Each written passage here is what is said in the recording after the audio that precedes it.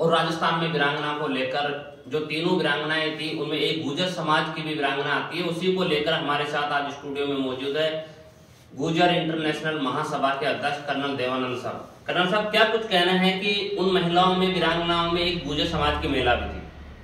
जी, सबसे पहले मैं बताना चाहूंगा कि देखिए, जो राजस्थान में प्रकरण चल रहा है पिछले कई दिनों से, जिसके अंदर पुलवामा के 3 शहीदों की वीरांगनाओं के साथ खबरें आ रही हैं कि उनके साथ दुराचार हुआ है, उनके साथ प्रताड़ना का शिकार होना पड़ा है। और उनका प्रताड़ना का शिकार इसलिए होना पड़ा कि जब वो उनके पति शहीद हुए थे, उन्होंने अपने जीवन का बलिदान दिया था। उस समय उनसे कुछ वादे किए गए थे सरकारी तंत्र के लोगों द्वारा, मंत्रियों द्वारा और राजनेताओं द्वारा। उन्हीं वादों को लेकर के वो 4 साल से इंतजार करते करते थक चुकी और उन्होंने एक फैसला, एक अपना मुंह किया जयपुर की और जहां पर जाकर के उस सीएम साहब से मिलने के उन्होंने आग्रह किया, गुहार लगाई, लेकिन मिलने नहीं दिया गया। उनको धरना देना पड़ा उन्हीं की सरकार के एक एमएलए के घर के आगे, सचिन पायलट साहब के घर के आगे। वहां से उनको रातों रात उठा करके उनके प्रदर्शन का हक भी ले लिया गया, उनको उठाया गया, उनके साथ प्रताड़ना की गई और आज भी जैसा खबर है उनको नजरबंद कर रखा है। मैं ये मानता हूं इस जिसको हम आजाद भारत कहते हैं, 47 के बाद में विभाजन के बाद है, ये पहली एक शर्मसार घटना है जो राजस्थान सरकार पूरी तरह जिम्मेवार है, राजस्थान का तंत्र पूरी तरह जिम्मेवार है। मैं एक भूतपूर्व सैनिक होने के नाते, एक इंटरनेशनल गुर्जर महासभा का, गुर्जर समाज का कार्यकर्ता होने के नाते, एक सैनिक होने के नाते कहना चाहूंगा, किसी भी वीरांगना के साथ इस तरह का काम करना बहुत दुर्भाग्यपूर्ण है, शर्मसार करने वाली खबर है। जहां जहां से प्रदेश भर से, देश भर से फोन आ रहे हैं, वो यही कह रहे हैं, साहब राजस्थान को क्या ये इतने बुरे दिन देखने पड़ गए कि 3 वीरांगनाओं के साथ मारपीट और इस तरह प्रताड़ना का शिकार होना पड़ रहा है। और वो भी किस लिए? वो अपना हक मांग नहीं रही है, जो सरकार ने घोषणाएं की उनको पूरा करवाने के लिए। ये बहुत दुखद बात है। आपने जैसा सवाल उठाया कि हमारे समाज के, गुर्जर समाज के जीतराम जी थे, जिनका इसके अंदर निधन हो जाता है, अपना जीवन का बलिदान दे देते हैं। उन्हीं की धर्मपत्नी सुंदरी है, वो भरतपुर की रहने वाली है। उनके साथ 3-4 वादे किए गए थे। पहला वादा था, क्योंकि उनके बच्चा छोटा था, उनको बताया गया था कि अगर आपके बच्चा छोटा है और आप पढ़ी लिखी नहीं है तो आप जिस पे कहेंगी उनको एक नौकरी दे दी जाएगी।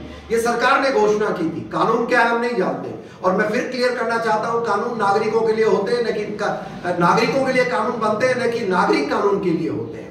दूसरी बात उसने मांग रखी, उसने नहीं रखी। उन्होंने कहा कि आपका घर सड़क से दूर पड़ता है, आपके घर के लिए सड़क बना दी जाएगी। तीसरी, सामान्य जब भी कोई ऐसा सैनिक वीर गति को प्राप्त होता है तो उसके नाम से एक मूर्ति लगती है, स्कूल का, कॉलेज का नामांकन होता है। कुछ इस तरह की प्रक्रिया राजस्थान में चली आ रही है।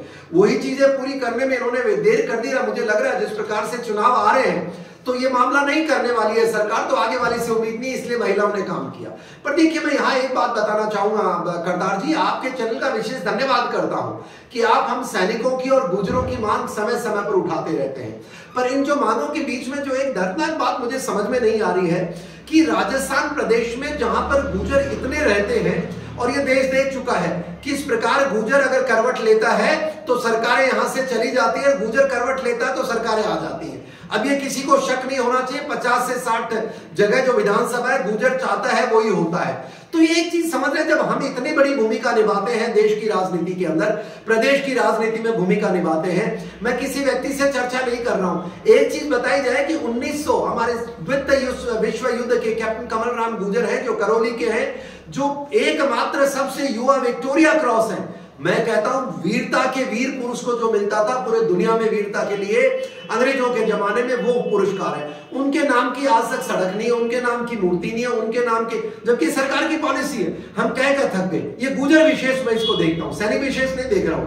सैनिकों के काम हो रहे हैं, गुर्जर विशेष दूसरा। झुंझुनू के अंदर, बघेरा गांव के अंदर, हमारे हिंदुस्तान के अंदर पहले वीर चक्र जो 1947 के अंदर युद्ध के अंदर पाकिस्तान के खिलाफ वीर चक्र प्राप्त किया था, उनके नाम की उनके गांव में है। पर झुंझुनू जो जिला का हेडक्वार्टर है उसके अंदर आज तक उन्होंने रास्ते का एक मार्ग का नामांकन नहीं किया, जिसकी मांग मैं इंटरनेशनल गुर्जर महासभा की ओर से करता रहता हूं। मैं अपने सीएम साहब को भी चिट्ठियां लिखता रहता हूं। और अब तीसरा, जब देखा गया कि एक हमारे पुलवामा हमले के अंदर जब हमारे वीर गति को प्राप्त हो जाते हैं तो फिर घूम फिर के ये ऐसा अन्याय हो रहा है, तो मैं मानता हूं ये थोड़ा सा एक दुखदायक चीज है। पर जैसे हम कहते हैं सैनिक और हम जो राष्ट्रभक्त जितने लोग हैं कहते हैं वीरांगनाएं ईश्वरीय रूप होती हैं और उनके पति उनसे बड़े कार्य करके गए हैं, तो वो तो एक तरह देश की अमानत है और उनके लिए किसी प्रकार का असम्मानजनक काम किया जाना मैं कहता हूं वो बिल्कुल निंदा का पात्र है और प्रदेश की कांग्रेस सरकार ने किया है गलत है। गहलोत साहब, आपको अपने अधिकारी जिसने किया है, आपके मंत्री जिसने किया है, उनका संज्ञान लेना चाहिए। या तो मांग पूरी करो वरना माफी मांगी जानी चाहिए। और जिन्होंने कानून तोड़ा है, उनके हक को छीना है, उनके साथ दुर्व्यवहार किया है, कानून के नजरिए से उन पर कार्रवाई की जाए, ऐसा मेरा आग्रह है। कर्नल साहब, सबसे बड़ा सवाल है कि जो राजस्थान के मुख्यमंत्री गहलोत जी, उन्होंने साफ मना कर दिया है कि ये कानून ये नहीं कहता कि उनके परिवार में किसी को नौकरी दी जाए। या तो खुद वो महिला सक्षम हो या पढ़ी लिखी हो, उनको नौकरी मिले या बच्चों को मिले। तो गहलोत साहब ने तो साफ तौर पे मना कर दिया कि राजस्थान में ये सब कानून में नहीं है। तो आगे यानी गुर्जर इंटरनेशनल महासभा के अध्यक्ष होने के नाते अगर समाज की महिला को न्याय नहीं मिलता है, तो यानी जैसे राज्यसभा सांसद करोड़ीलाल मीणा ने यानी समर्थन किया और साथ में रहे, उनके साथ धक्का मुक्की भी हुई, आज वो हॉस्पिटल में एडमिट है। तो आपके समाज आपकी वीरांगना को लेकर क्या कुछ कर पाएगी अगर गहलोत सरकार साफ मना कर देते हैं? तो देखिए साहब, सबसे बड़ी बात यह कि ये एक राजनीतिक मुद्दा बन चुका है। जब एक सांसद इन 3 हमारी वीरांगनाओं के साथ आ चुका है, पूरी बीजेपी हमारे समर्थन में खड़ी है सैनिकों के, तो मैं मानता हूं हमारी तो जीत हो चुकी है। हम तो एक सामाजिक तंत्र के हिस्से, हमारा विरोध जारी है। और मैं आपके चैनल के मार्फत अभी भी गहलोत साहब से आग्रह करना चाहूंगा कि साहब देखिए, बड़ा दिल दिखाएं, वीरांगनाएं हैं जो वादे किए, और कानून जो ये बता रहे, इस कानून को मैं नहीं मानता। ये कानून कौन सा कानून कब बना है बताइए, हमें नंबर बताइए कौन सा कानून का है, और कानून बनाया किसने? ये आपके प्रदेश सरकार ने ही तो बनाया है, हमने तो नहीं बनाया। तो जब प्रदेश सरकार कानून कब बना है? जब ये बनाया है। और कोई भी कानून के अंदर कोई भी कार्रवाई, अगर कोई अपवाद होता है, कोई भी कारण, ऐसा नहीं कि जो सारे कानून में लिखा है, तो वेवर सीएम साहब आप दे सकते हैं। पर आपका ये कहना कि मैं ये जो हमारी सुंदरी देवी के साथ जो वादा किया गया था कि सुंदरी जो हमारे जीतराम जी गुर्जर की धर्मपत्नी के साथ, अगर आप कहीं गुर्जर विशेष ये देख के कर रहे हैं तो ऐसा नहीं करें।